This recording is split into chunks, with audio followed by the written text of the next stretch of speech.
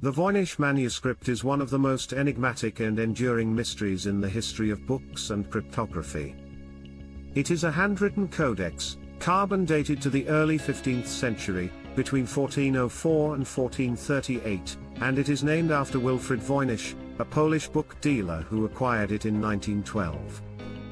The manuscript is written in an unknown script and an unknown language, and it is filled with illustrations of plants, astronomical diagrams, and human figures that are as baffling as the text itself. The manuscript currently resides in the Voynich Rare Book and Manuscript Library at Yale University, where it continues to defy all attempts at decipherment. The origins of the Voynich manuscript are as mysterious as its contents. The first confirmed owner was Georg Besch, an alchemist from Prague who lived in the early 17th century. Besch was as puzzled by the manuscript as we are today, and he sent a sample of the script to Athanasius Kircher, a Jesuit scholar in Rome, hoping for an explanation. Kircher, who was known for his work in deciphering Egyptian hieroglyphs, was unable to make sense of the text. After Besch's death, the manuscript passed to his friend Jan Marek Marcy, who sent it to Kircher in 1666. Kircher's correspondence with Marcy is the last known reference to the manuscript until it resurfaced in Voynich's hands over 2 centuries later. The manuscript itself is about 240 pages long, though it is believed that some pages are missing. It is written on vellum, a high-quality parchment made from calfskin, and the text is accompanied by colorful illustrations that are divided into several sections. The first section, often referred to as the herbal section, contains drawings of plants that do not correspond to any known species.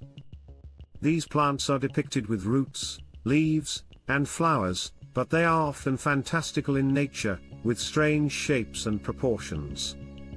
Some researchers have speculated that these plants might be symbolic rather than literal, representing alchemical processes or astrological concepts. The second section of the manuscript is astronomical or astrological in nature.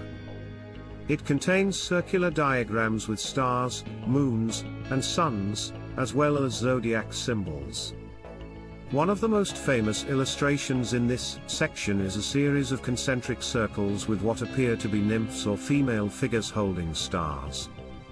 This has led some to speculate that the manuscript might be related to medieval astrology or even to the Kabbalah, a form of Jewish mysticism that was popular among European scholars at the time.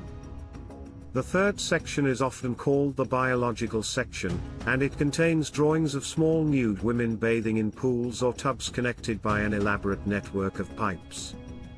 The meaning of these illustrations is unclear, but some have suggested that they might represent a form of medieval medicine or alchemy, possibly related to the circulation of bodily fluids or the transmutation of substances. The fourth section is pharmacological, with drawings of plant parts, jars, and apothecary-like vessels. This has led some to believe that the manuscript might be a pharmacopoeia, or a book of medicinal recipes, though the text remains undeciphered. The final section of the manuscript is the most mysterious of all. It contains what appear to be recipes or instructions, with each paragraph preceded by a star-like symbol. Some have speculated that this section might contain alchemical formulas or even magical incantations, but without being able to read the text, it is impossible to say for sure. The manuscript also includes fold-out pages with more elaborate illustrations, including a map-like diagram with what appear to be islands and castles, though the meaning of this diagram is also unknown. The script of the Voynich manuscript is unique, and it has defied all attempts at decipherment. It is written from left to right, and it appears to be composed of words made up of a limited number of characters, suggesting that it is a form of writing rather than random scribbles.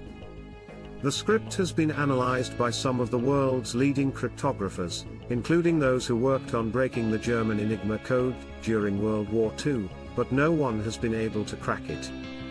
Some have suggested that the manuscript might be written in a constructed language, or that it might be a hoax, though the latter theory is less popular today given the manuscript's age and the complexity of its illustrations. One of the most intriguing aspects of the Voynich manuscript is the possibility that it might be written in a cipher or code. During the Renaissance, it was common for scholars to encode their writings to protect their knowledge from prying eyes. The manuscript's illustrations, particularly those in the herbal and astronomical sections, suggest that it might contain esoteric knowledge that the author wished to keep secret. Some have speculated that the manuscript might be the work of Roger Bacon, a 13th-century Franciscan friar and polymath who was known for his interest in alchemy and cryptography. However, there is no direct evidence to link Bacon to the manuscript, and the carbon dating places it well after his lifetime. Another theory is that the manuscript might be the work of John Dee, a 16th-century English mathematician, astrologer, and occultist who was a favorite of Queen Elizabeth I. Dee was known to have a large library of rare and esoteric books, and he was also interested in cryptography. Some have suggested that Dee might have acquired the manuscript during his travels in Europe, and that he might have attempted to decipher it himself. However, there is no concrete evidence to support this theory either. In the 20th century, the Voynich manuscript became the subject of intense scholarly interest. In the 1920s, William Romaine Newbold, a professor of philosophy at the University of Pennsylvania, claimed to have deciphered the manuscript, arguing that it contained microscopic shorthand written by Roger Bacon.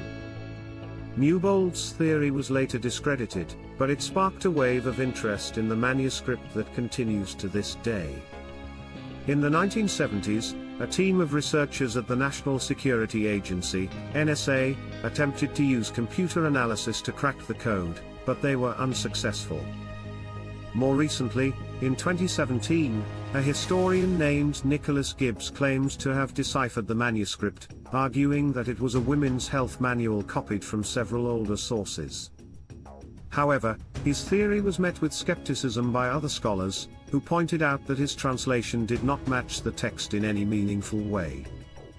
Despite the many theories and attempts at decipherment, the Voynich manuscript remains a mystery. Some have suggested that it might be a form of Proto-Italian, or that it might be written in a lost language.